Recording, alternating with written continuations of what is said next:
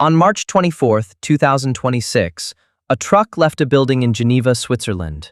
It drove slowly, carefully, 10 kilometers across a research campus. Nothing about it looked unusual. But inside that truck was a substance so dangerous that if it touched anything at all, it would annihilate instantly. Not explode, not burn, annihilate. Convert itself and whatever it touched into pure energy. No residue, no ash, just light. And there were 92 particles of it, floating inside a box on the back of that truck. This is the story of the first time humans moved antimatter on a public road. So, what is antimatter? Think of it as the mirror image of everything you know.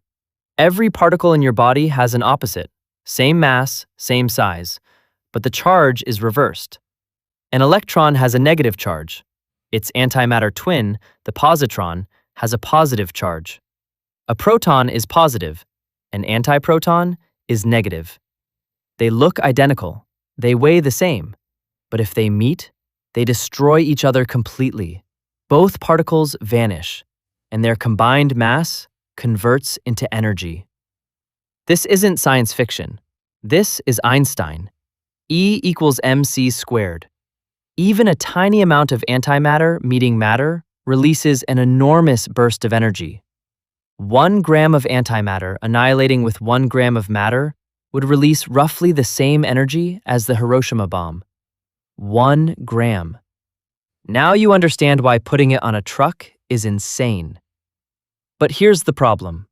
Antimatter is incredibly rare on Earth. It doesn't just exist naturally. You can't mine it. You can't find it. There is only one place on the planet that can create it. CERN, Geneva, Switzerland, the antimatter factory.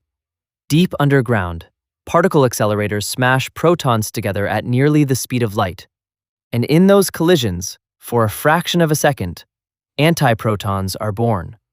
CERN captures them, slows them down, and stores them in machines called penning traps. These traps use powerful magnetic fields to suspend the antiprotons in midair, inside a perfect vacuum. Because if a single antiproton touches the wall of the trap, it's gone, annihilated. The vacuum inside the trap is better than the vacuum of outer space, better than the void between stars. It is the emptiest space on Earth. And the antiprotons float inside it, suspended, untouchable. But there's a limitation. The antimatter factory is noisy. Not sound, electromagnetic noise. Other experiments running nearby create interference that limits how precisely scientists can study the antiprotons. For years, they've wanted to move them somewhere quieter. A dedicated precision lab. Maybe in Dusseldorf, maybe in Hanover. But how do you transport something that destroys everything it touches? You build the most careful box ever made. The base step trap. 2 meters long, 1.5 meters tall, 1 ton of equipment. Inside, a superconducting magnet cooled to minus 269 degrees Celsius, colder than deep space. Gold-plated copper electrodes generating magnetic fields that spin the antiprotons in circles, holding them in place without ever touching them. A vacuum system maintaining pressure lower than the interstellar medium. And power supplies, sensors, and monitors watching every particle, every millisecond. All of this loaded onto the back of a truck. March 24th, 2026. The team at CERN captured 92 antiprotons, cooled them, trapped them, sealed the system. Then they disconnected the trap from the antimatter factory, lifted it with 2 overhead cranes onto the truck bed, and started driving. 10 kilometers across the CERN campus, on an actual road, with actual bumps. Every vibration was a risk, every pothole a potential disaster. Not because it would explode, 92 antiprotons are too few for that, but because any disturbance could push a particle into the wall of the trap, and it would be gone. The team monitored every particle in real time. 10 kilometers later, the truck returned. They checked the trap. 91 of 92 antiprotons were still there, floating, untouched.